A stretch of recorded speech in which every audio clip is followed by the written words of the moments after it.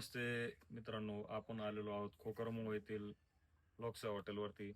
तिथं आमचे मित्र सोनू गौड यांनी छोटासा कार्यक्रम किंवा प्रयोग केलेला आहे. त्या प्रयोगामध्ये त्यांनी इथं 1-1.5 वर्षाखाली 5 ते 7 झाडे लावलेली होती. झाडे कशाची?